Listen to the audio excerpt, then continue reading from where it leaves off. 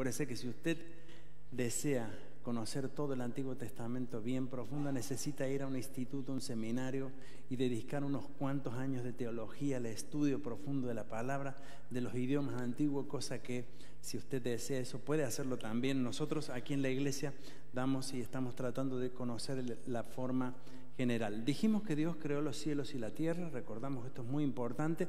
Nuestra fe es una fe creacionista, aunque sabemos que el mundo ha evolucionado y evoluciona y el hombre evoluciona, pero nosotros sabemos que somos creación de Dios. Dios creó a Adán y Eva y Dios, luego tenemos tres hombres muy importantes, Abraham, Isaac y Jacob. De esta familia, de este hombre de Abraham, que es la familia de Dios, es decir, el pueblo de Dios, surge un pueblo que es el pueblo de Israel.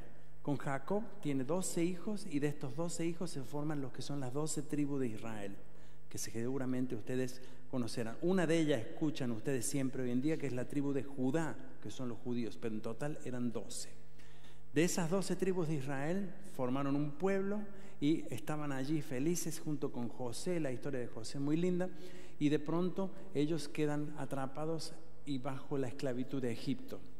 Dios llama a un hombre que se llama Moisés, junto a su hermano Aarón, Dios los llama y le dice que saque al pueblo de la esclavitud y lo lleve a la tierra que Dios le había prometido a Abraham, la tierra prometida. Por eso ellos salen de allí, cruzan el Mar Rojo, ¿se acuerdan? El Mar Rojo se abrió, pasaron el Mar Rojo, llegaron al desierto, se encontraron en el desierto, caminaron, anduvieron hasta la tierra prometida y antes de cruzar el río Jordán, allí se detuvieron, mandaron unos espías, se asustaron, vieron que la tierra esa era muy peligrosa y dijeron, no, volvamos para atrás, no vamos. Y fue allí cuando Josué y Caleb dijeron, no, vamos, que Dios nos da esa tierra.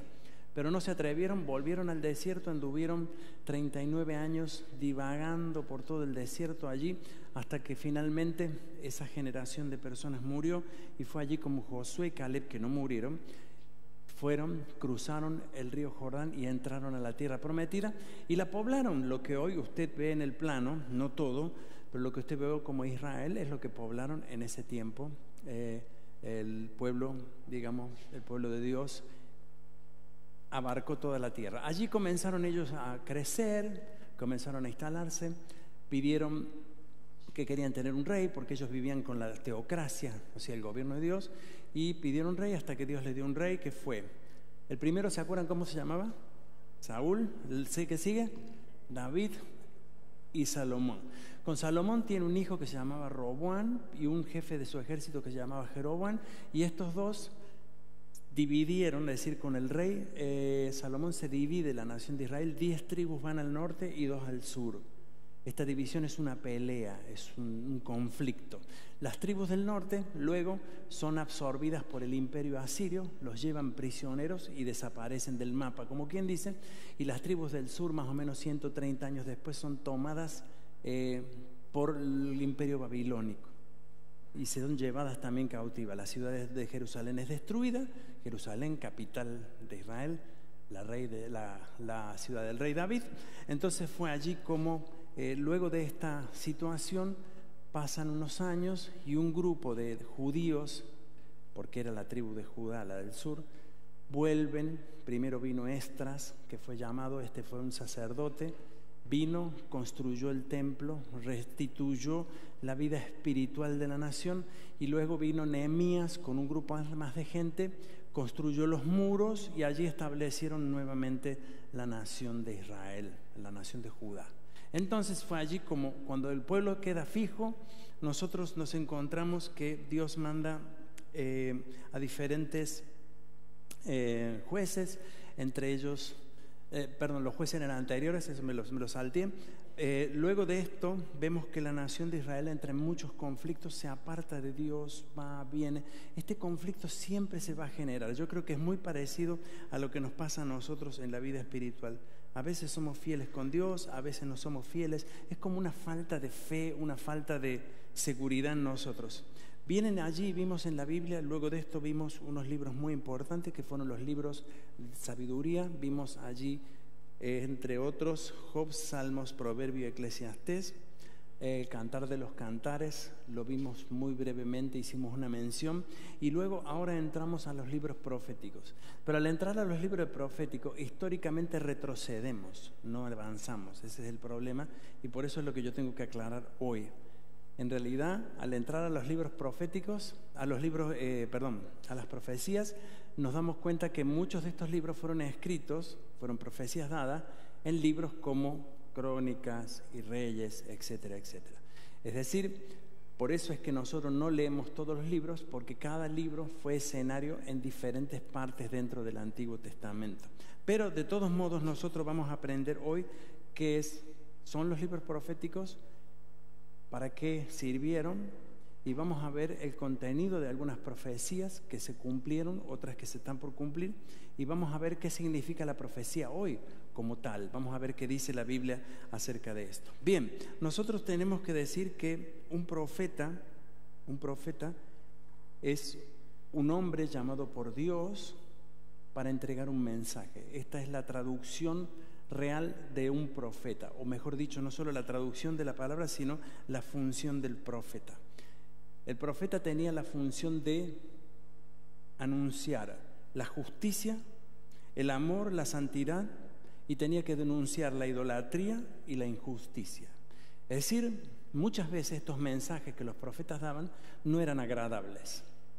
Un ejemplo hoy, la función profética de hoy la tiene la iglesia, básicamente, porque la iglesia es la encargada de anunciar la justicia, el amor, la santidad, y denunciar justamente la idolatría y la injusticia.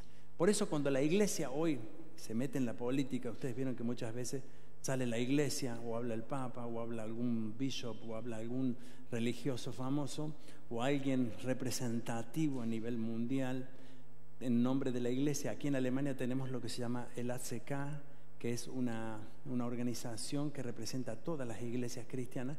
Cuando ellos exponen algo, denuncian esto y dicen: denunciamos que se está tratando mal a la gente, los pobres, hay muchos pobres en el mundo, ¿por qué hay tantos pobres? Ustedes tienen la responsabilidad de hacer eso. Vieron que el Papa muchas veces dice eso. Hay algo que se está manejando mal, la política se está manejando mal, y esta es la tarea y la función de la iglesia en parte hoy, y antiguamente los profetas tenían esta función, una función que, como les dije ya, era muy desagradable a veces, porque a veces tenían que decir cosas duras, decir cosas, verdades que los poderosos de la época ocultaban. Recordamos un caso o algunas palabras proféticas, como cuando a David vino el profeta y le dijo: hay algo que no está funcionando bien, alguien hizo una injusticia muy grande, y David dijo: ¿quién fue? Dijo: eres tú. Y el profeta tenía que ir a decir eso. Juan el Bautista tuvo la peor tarea como profeta, que pararse, y cuando pasaba el emperador de la época le dijo: tú eres un adúltero, porque te has agarrado a la mujer de tu hermano. ¿Y qué le costó a él? Le costó la cabeza. Pero él tenía como profeta la función, la tarea de parte de Dios, porque la profecía era un don dado por Dios, era un llamado de Dios. No era una herencia, no era que mi papá fue profeta y yo soy profeta. No era como en el sacerdocio. Los sacerdotes eran toda una familia unida. El profeta era algo al cual Dios llamaba de forma individual. Vemos muchos casos y muchos profetas en la Biblia donde naturalmente sus familias, sus hijos o sus descendientes tampoco tuvieron ni jugaron un rol importante en esto. Los profetas en la Biblia son 17 libros que tenemos, de los cuales 5 se llaman profetas mayores y los otros 12 son profetas menores.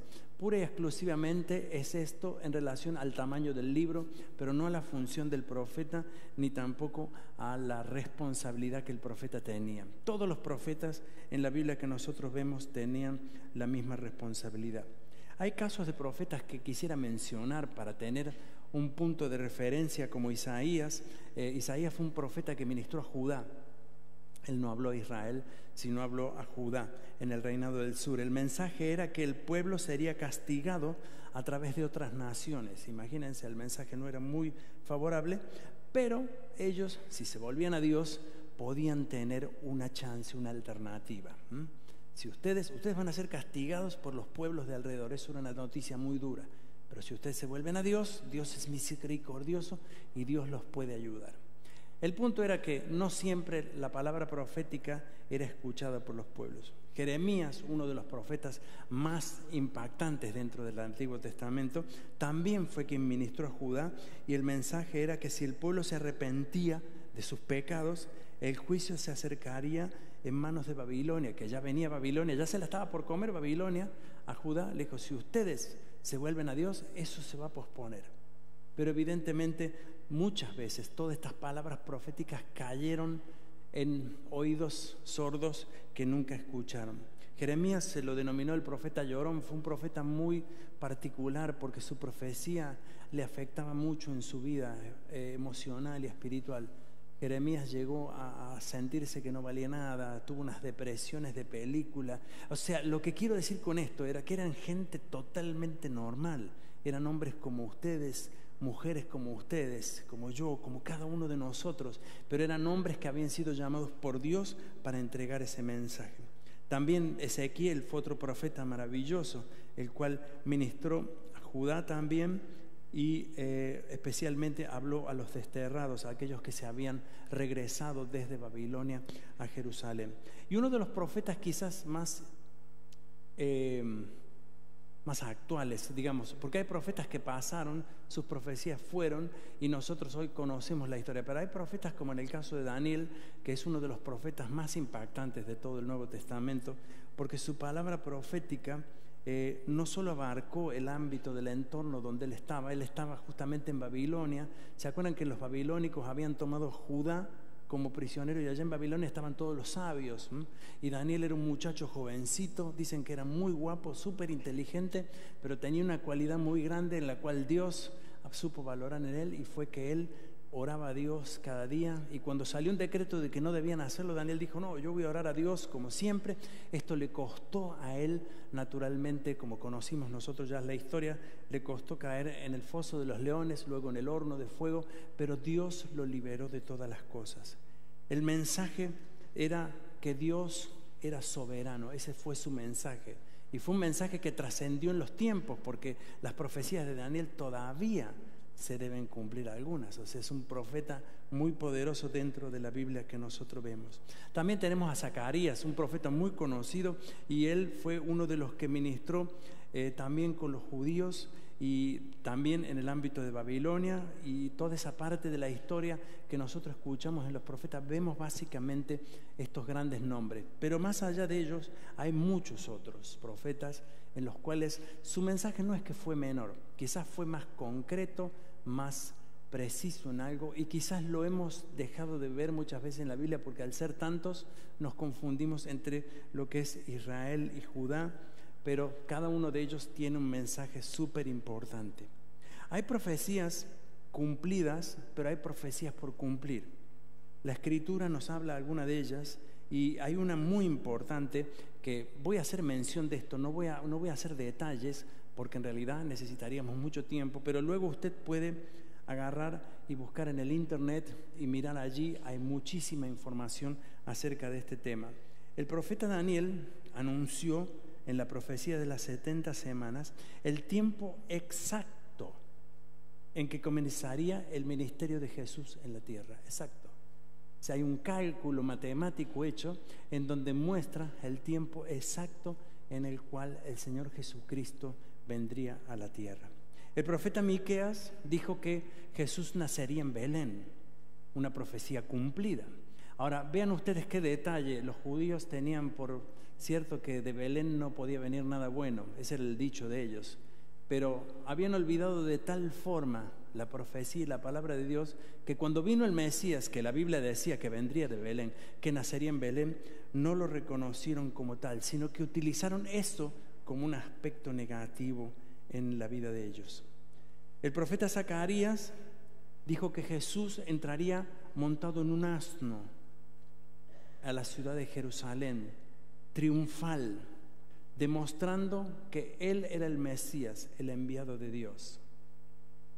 Y cuando Jesús, lo vemos incluso en los evangelios, en Lucas, especialmente el capítulo 19, Jesús entra montado en un asno, llega a la ciudad, la gente comienza a tirarle palmas porque la gente se acordaba la profecía y dice, este es el Mesías.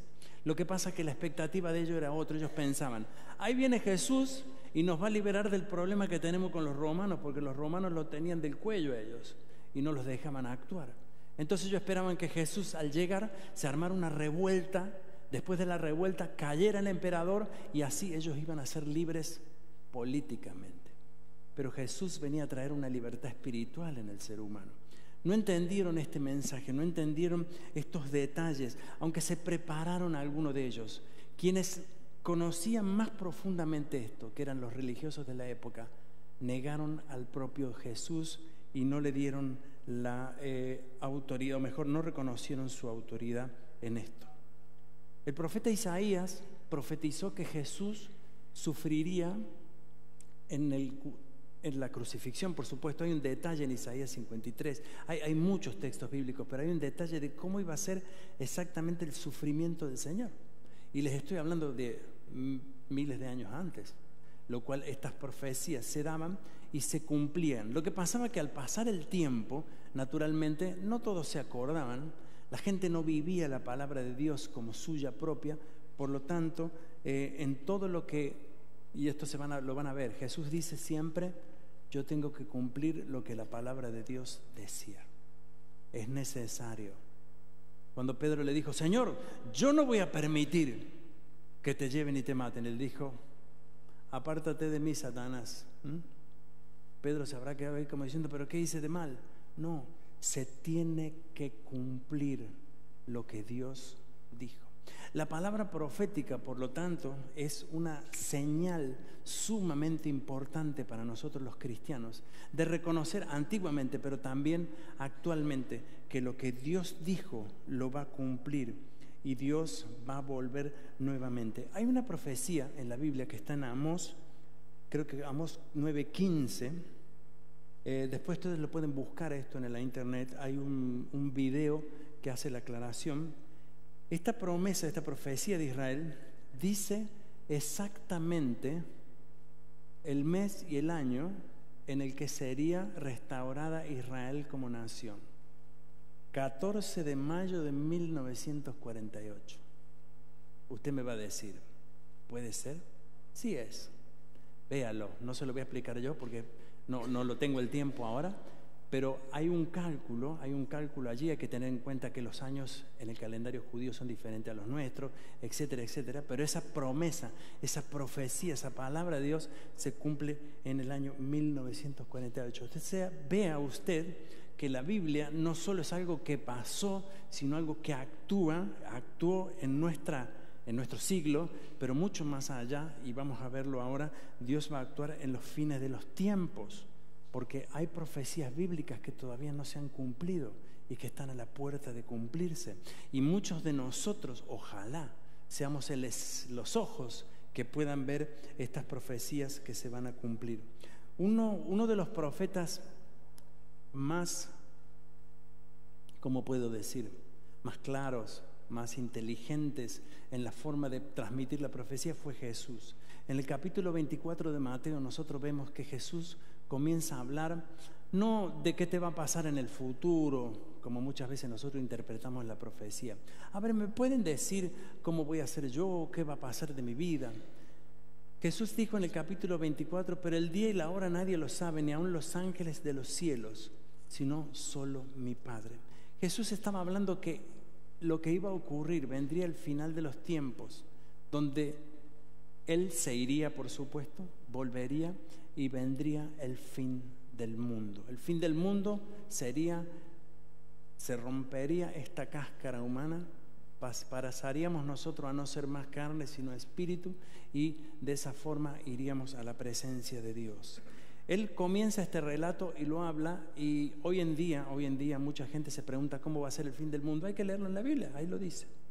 La única cosa que no nos responde la Biblia es cuándo va a ser, y ahí lo dice Jesús. Ni aun mi Padre, ni aun los ángeles del cielo lo saben, solo mi Padre sabe cuándo eso será. El final de los tiempos declara que el mundo va a ir lentamente de mal en peor. A veces los cristianos creemos que la vida tiene que ser siempre la mejor, pero la vida va a ser lamentablemente al revés, porque el corazón del hombre cada vez está más afectado.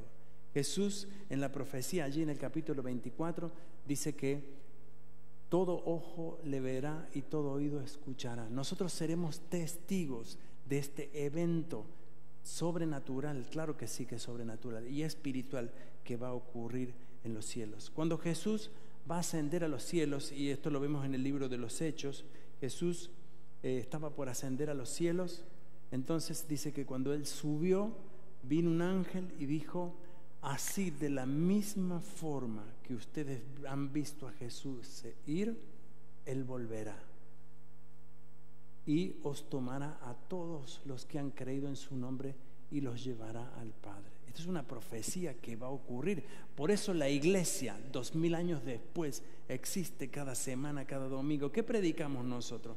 Nosotros no predicamos qué bueno y hermoso somos, no predicamos qué inteligente que son los cristianos, o mejor dicho, tampoco decimos los cristianos tienen suerte, vaya a la iglesia, le va a ir bien. Si usted tiene un problema, venga a la iglesia. No, no haga eso, porque si usted tiene un problema, el hecho de venir a la iglesia no se lo resuelve. La iglesia tiene como profecía, palabra profética, declarar que toda persona que se acerque a Jesús, todos los que nos lleguemos al Señor Jesús, seremos salvos y libres de la muerte, porque hay una sentencia humana, hay una sentencia real: todos moriremos, todos, absolutamente todos, y luego de la muerte tendremos el juicio, y el juicio será individual. Usted no va a tener un abogado, ni va a poner a llamarme a mí, el pastor dijo esto, lo otro. Yo voy a tener que dar cuenta igual que usted, y cualquier humano va a tener que dar cuenta de sus acciones. Dice la Biblia: daremos cuenta de nuestras acciones, sean buenas o malas, y tendremos un juicio justo delante de Dios. Jesús, cuando vino a la tierra, y esto tengo que explicarlo porque para que usted entienda esta profecía tiene que entender este aspecto muy importante.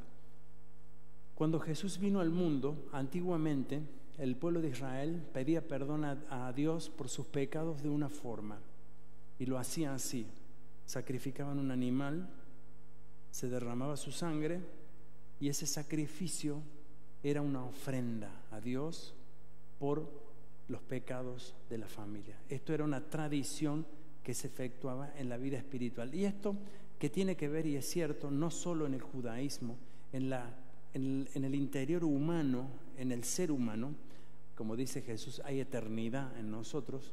Siempre buscó librar la culpa. Nosotros tenemos culpa y de alguna forma la queremos librar, queremos soltarla, porque la culpa y el pecado es algo que nos atormenta interiormente. Cuando Jesús vino, Él vino a cumplir una cosa. Él fue sacrificado como un cordero. Él fue como un cordero sacrificado en la cruz. Su sangre derramada en la cruz fue suficiente para perdón de nuestros pecados. ¿Qué quiere decir esto? Que Dios, por medio de Dios nos vio ese sacrificio, y por medio de ese sacrificio Dios nos ha perdonado. Dios no nos pide que nosotros justifiquemos nuestros pecados y la culpa, sino que Dios nos pide que nosotros aceptemos el perdón que Dios nos da por medio de Cristo Jesús. Saben que esto es una obra de Dios, no es suya ni mía. Por eso era necesario que Jesús fuera a la cruz, por eso era necesario que Jesús fuera allí crucificado y su sangre fuera derramada. Sí, era simbólico, claro que sí, era un simbolismo, pero era un simbolismo de orden espiritual poderoso. Por eso Jesús dijo: es necesario que yo muera y al tercer día resucite. Jesús mismo profetiza de sí mismo este hecho, y al tercer día Jesús resucitó. Y nuevamente Jesús dice: es necesario que yo me vaya, porque cuando yo me voy, voy a ir al Padre y volveré nuevamente, para que donde yo estoy, ustedes también estén conmigo. Es decir, la obra de Jesús completa es que nosotros muramos hoy o venga Él mañana, nosotros estemos en las manos del Señor. La función profética, por lo tanto, en la iglesia, como nosotros la estábamos viendo, es muy importante. Es decir, yo me atrevo a decir hoy que usted y yo somos profetas. Claro que sí. ¿Sabían por qué?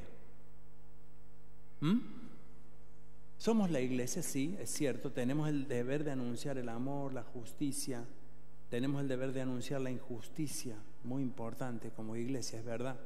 Pero más allá de eso, nosotros tenemos la responsabilidad de profetizar y de contarle al mundo de que el Señor Jesucristo va a volver nuevamente y que el Señor Jesucristo nos ama. Dios nos ama de tal forma en la cual Dios nos quiere perdonar nuestros pecados. No es que tú tengas que pedirle perdón a Dios.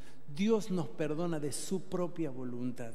Y esto es un hecho que no ocurre, sino que va a ocurrir, claro que sí. Por eso y por lo tanto es una palabra profética. 1 Corintios 14:1 dice: seguid el amor y procurad los dones espirituales, pero por sobre todo que profeticéis. La misma Biblia dice que nosotros somos activos, no solo escuchamos la palabra profética, sino que somos activos en la profecía. Si preguntan o si tenemos que responder, ¿hay profetas hoy? Claro que sí hay profetas hoy. Ustedes y yo profetizamos. Nosotros tenemos el entendimiento y el conocimiento para hablar acerca de la palabra de Dios y de lo que va a venir. La función de los profetas hoy es la misma: anunciar la justicia, el amor, la santidad. Por eso la iglesia tiene el deber, tú tienes el deber de anunciar: Dios te ama, Dios es justo. Uno de los profetas más pequeños en tiempo fue Juan el Bautista. Su ministerio duró 6 meses nomás. Y Juan el Bautista salía a la calle vestido así, de forma muy especial. Él había dejado de valorarse a sí mismo, su cuerpo y su visual, para poner la palabra de Dios ante él. Y dice que Juan el Bautista decía: arrepentíos o moriréis. Arrepiéntanse cada uno de sus pecados. Y la gente se acercaba a Juan el Bautista con su problema. Y dice que Juan el Bautista los bautizaba. Y Juan el Bautista, en su función profética, dijo: yo te bautizo hoy en agua, pero viene uno detrás mío, que yo no tengo el derecho ni siquiera de atarle los zapatos de sus sandalias, que ese que viene detrás mío es el Señor. Y esa profecía, la gente se acercaba a Dios creyendo en fe eso. Cuando Jesús viene, la gente lo reconoce, la gente se da cuenta, la gente dice: este es el Mesías. Por eso, incluso ahora que vamos a ver el final de la parte del Antiguo Testamento, en el Antiguo Testamento nosotros vemos que el libro de Malaquías, que es el último, culmina justamente con esta función, anunciando que el Salvador vendría al mundo. De esta manera nosotros vemos que como hijos de Dios, nosotros, tú y yo, tenemos el deber, el derecho a ser parte de la palabra profética de Dios. Por eso la iglesia tiene que estar abierta. Por eso nosotros tenemos que hablarle a la gente del Señor Jesús. La gente necesita escuchar. ¿Hay falsos profetas? Sí, hay falsos profetas. Por supuesto que sí. Lo había en los tiempos antiguos, lo hay hoy. Nosotros sabemos que mucha gente utiliza la profecía para adivinar. La profecía no es adivinación. La adivinación estaba prohibida en la Biblia, en el Antiguo Testamento. Por lo tanto, la adivinación está prohibida hoy también. Si alguien a usted se acerca y le dice: no, yo te veo en el futuro haciendo esto. Bueno, puede que sea una palabra profética, puede que sea. Puede que usted vea que esa persona tenga una función en el futuro, pero usted no tiene de parte de Dios ningún mandato a adivinarle la vida a nadie. Eso no existe en la Biblia, eso está prohibido. No lo haga. Usted puede hacer mucho daño con eso, y tenemos que ser responsables nosotros también en ese sentido. Es cierto que la profecía, y lo dice en Primera de Corintios 14:3, el siguiente dice: en cambio, el que profetiza fortalece a otros, los anima y los consuela. Pero el que profetiza habla a los hombres para edificación, exhortación y consolación. Es el mismo versículo en 2 versiones distintas. Es decir, la palabra profética debe edificar, fortalecer, consolar. La palabra profética no es una adivinación. Aclaro esto porque mucha gente cristiana usa la palabra profética para decir tonterías, para crear falsas expectativas en la gente, para asumir una responsabilidad de creerse más como si fuera un medio Dios, y en realidad esto no está bien hecho. Si usted es un profeta de Dios, si usted va a profetizar, sus palabras fortalecerán, animarán, consolarán a otros. Decíamos hoy en el grupo, es cierto que muchas veces nosotros sentimos de Dios decirle algo a una persona, decirle, Dios te va a apoyar en esta situación. Dígalo sin miedo, claro que sí. Usted está poniendo el obrar de Dios en la vida de otro, pero no sea usted el protagonista diciéndole lo que va a pasar.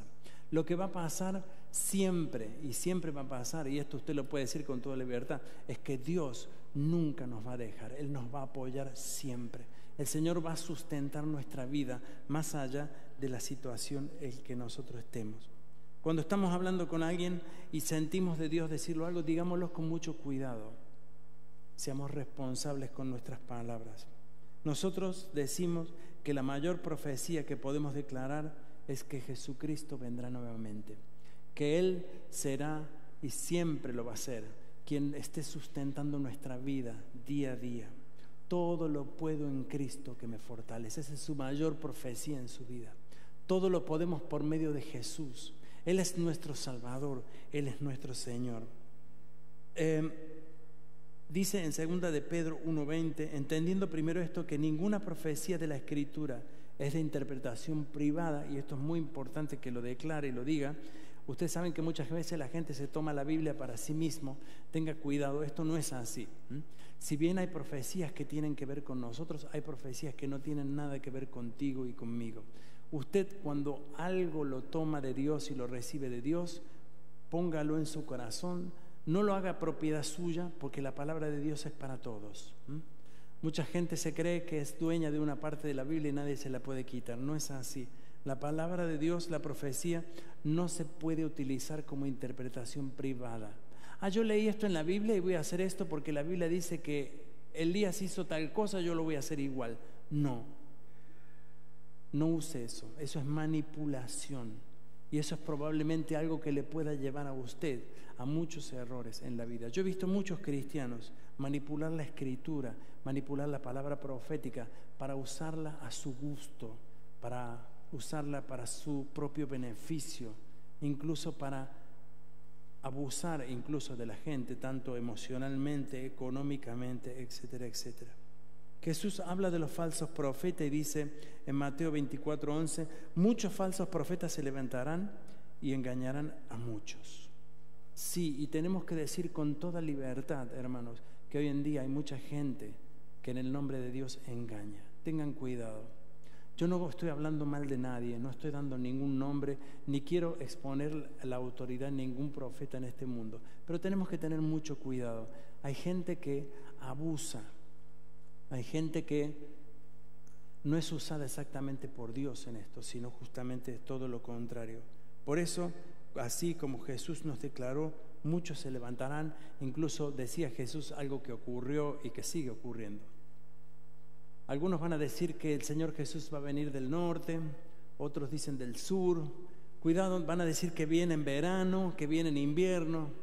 Jesús le dijo, no lo crean nada, porque solo mi Padre sabe cuándo va a ser el tiempo y la hora. Por eso, cuando usted escucha una profecía que viene alguien y que dice, Dios me dijo, abre el oído, atiéndalo. Si lo que Él dice coincide con lo que Dios dice, todo está bien. En la antigüedad hubo un sistema que se utilizó para describir si una profecía era de Dios o no. Está en Deuteronomios, que dice así: el profeta que tuviere la presunción de hablar palabra en mi nombre, a quien yo no le haya mandado hablar, y que hablar en nombre de dioses ajenos, el tal profeta morirá. Pero dice, si dijeras en tu corazón, ¿cómo conoceremos la palabra que Jehová ha hablado? Si el profeta hablara en el nombre de Jehová y no se cumpliere lo que dijo, ni aconteciere, es palabra que Dios no habló. Con presunción habló el tal profeta, no tengas temor de él, no tengas temor. Cuando un profeta te diga algo, si se cumple es de Dios y si no se cumple no es de Dios. Es decir, la profecía muchas veces es como, espéralo. Si alguien te dice algo bueno, espéralo. Si es de Dios se va a cumplir, pero no dependas de eso. Y mucho menos, nunca deben dejar que la profecía los clasifique en una vida. Yo he escuchado mucha gente que le han dicho, un profeta me dijo que me voy a casar con un hombre rubio, de ojos celestes, y así. Sí, hay cosas así como esas se escuchan. Y la persona está toda la vida esperando algo que nunca llegará. Y aparece un morocho súper guapo allí, súper lindo el hombre, y dice, no, eso no es lo que Dios me dijo a mí. Un ejemplo medio vulgar el que digo, pero es muy real. Es muy real, porque mucha gente espera justamente esto, pero la Biblia dice que el día y la hora nadie lo sabe, incluso en esas cosas. Debemos confiar en el Señor. Debemos saber que Dios hará las cosas como Él las tiene preparadas. Hay una de las cosas que el apóstol Pablo en 2 Corintios 11, 13 y 15 dice acerca de los falsos apóstoles y profetas, que también lo podemos decir. Dice, estos individuos son falsos apóstoles, son obreros engañosos que se disfrazan de apóstoles de Cristo, pero no me sorprende para nada. Aún Satanás se disfraza de ángel de luz, así que no es de sorprenderse de que los que sirven también se disfracen de siervo de la justicia. Al final recibirán el castigo de sus acciones perversas merecen. Quiere decir esto que lamentablemente tanto en la iglesia nuestra como en cualquier otra se van a levantar personas que van a manipular, van a hacer engañosos, personas que engañen, les van a engañar a ustedes. Ustedes tienen que tener los ojos muy abiertos. Para ustedes no ser engañados tienen que tener conocimiento en la palabra, eso es todo. Ustedes tienen que saber lo que Dios quiere de nuestra vida. Usted no tiene que depender que otro le saque a usted su confianza en Dios, sino que toda profecía a usted le va a edificar. Toda profecía a usted lo va a hacer crecer. Por eso dice, la profecía es para que crezcamos, para que seamos edificados en todo. Como ustedes ven, tanto en el Antiguo Testamento como en el Nuevo, el tema profético sigue siendo un tema conflictivo. Lo que no cambia y no va a cambiar nunca es que nosotros como profecía estamos aguardando la mayor profecía que se va a cumplir, que es la venida de nuestro Señor Jesucristo. ¿Cómo termina el Antiguo Testamento? El Antiguo Testamento termina con un libro que es el libro de Malaquías. Es un libro sumamente dinámico, es un libro frontal, es un libro que al final de la Biblia lo deja a uno. ¿Vieron cuando a uno le dieron una trompada en la cara y uno no sabe qué pasó? Así termina Malaquías. Malaquías es un profeta realmente increíble porque en realidad va a tocar temas básicos y puntuales para que quien leyera la palabra de Dios y quedara con la verdadera expectativa que en cualquier momento llegaba el Mesías. Acuérdense que el Antiguo Testamento termina y ellos culminan allí esperando que Jesús viniera y llegara. Dice así, en el Malaquías 4, yo voy a leer un pedacito nomás, dice, terminando de esta forma, porque aquí viene el día ardiente como un horno, y todos los soberbios y todos los que hacen maldad serán estopa. Aquel día que vendrá los abrazará, ha dicho Jehová de los ejércitos, y no les dejará ni raíz ni rama. Mas a vosotros, los que teméis en mi nombre, nacerá el sol de justicia, y en sus alas traerá salvación. Saldréis y saltaréis como becerros de la manada. Hollaréis a los malos, los cuales serán ceniza bajo las plantas de vuestros pies en el día en que yo actúe, ha dicho Jehová de los ejércitos. Acordaos de la ley de Moisés, mi siervo, el cual encargué en Horeb ordenanzas y leyes para todo Israel. Y aquí viene, dice, aquí yo os envío mi profeta Elías. No sé si ustedes se acuerdan que cuando le preguntaron a Jesús, ¿quién dice la gente que soy yo? Dijeron, algunos dicen que sos Elías, es por esto. Otros dicen que eres otro. Y Jesús le dijo, ¿ustedes quién dicen que soy yo? Y él dijo, tú eres el Hijo del Dios viviente, el Salvador, Jesús. Antes de que venga el día de Jehová grande y terrible, Él hará volver el corazón de los padres hacia los hijos y el corazón de los hijos hacia los padres, no sea que yo venga y hiera a la tierra con maldición.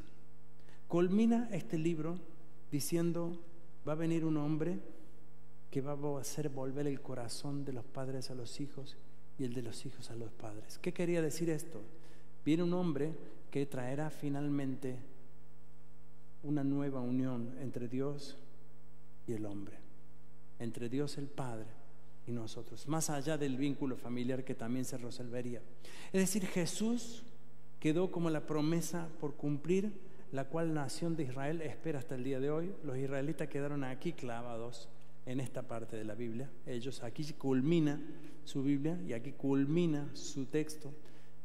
Nosotros vemos que durante el tiempo en que se dio esta profecía hasta la venida de Jesús pasaron 400 años, 10 generaciones. Estas 10 generaciones estuvieron esperando esta promesa. Pero cuando pasan 10 generaciones, si uno no cuida lo que la palabra de Dios dice, se olvida. Por eso, cuando nosotros vamos a entrar la semana próxima, vamos a llegar al Evangelio según San Mateo, vamos a ver un pedacito de esta parte, nos encontramos que la nación de Israel no tenían más sacrificio en el templo, estaban esclavos de los romanos,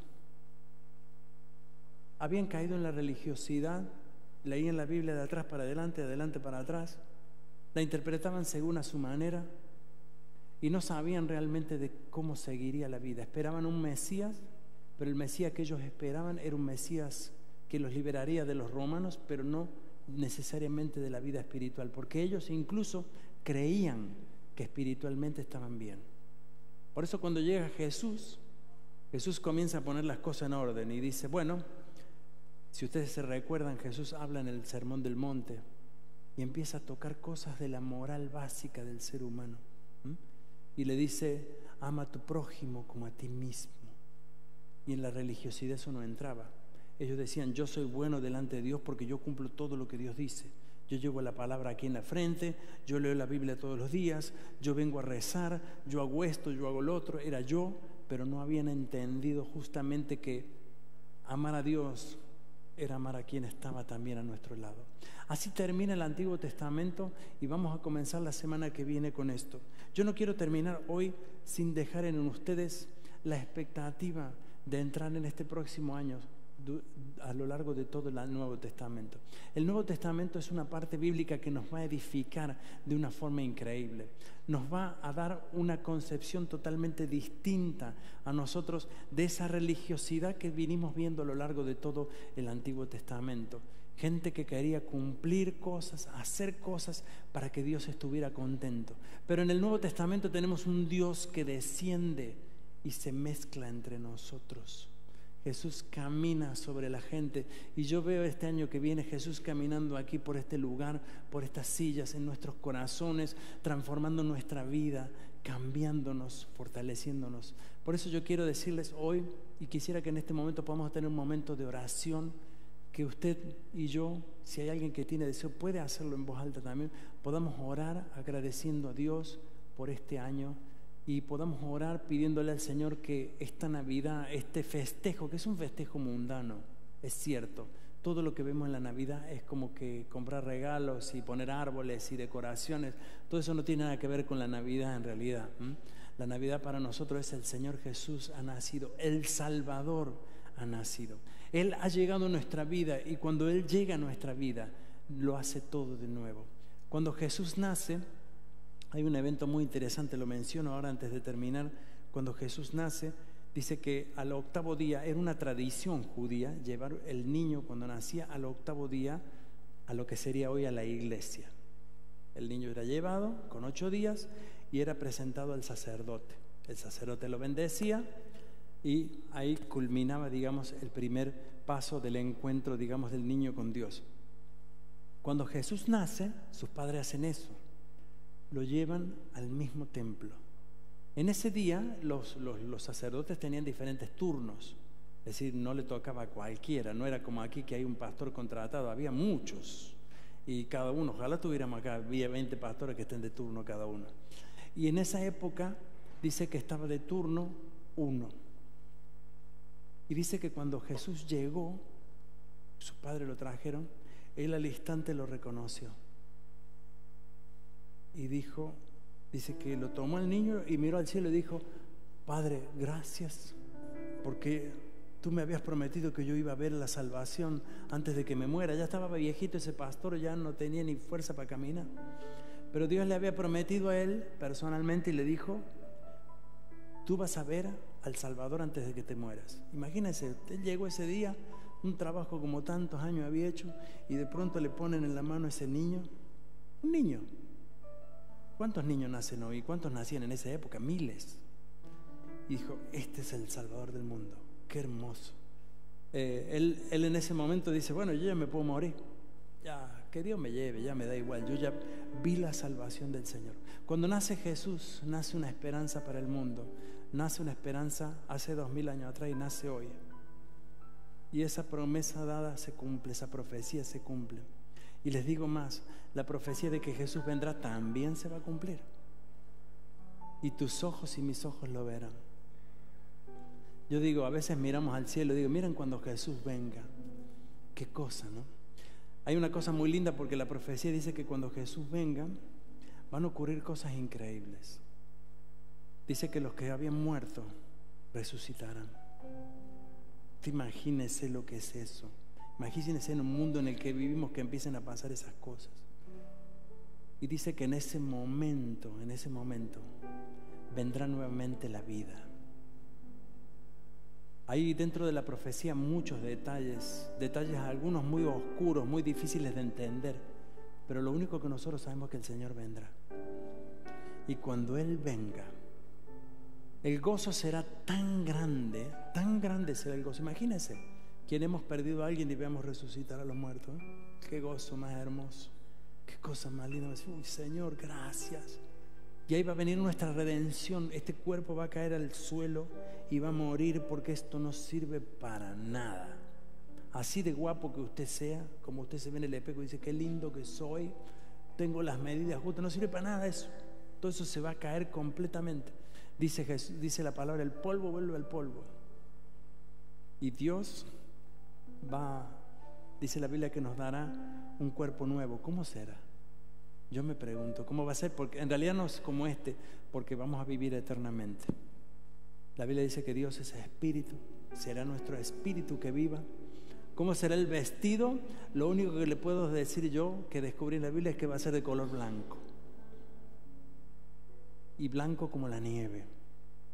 Y el blanco en realidad, aunque nos relaciona con un color, significa que no vamos a llevar más carga, ni peso, ni sufrimiento, ni dolor.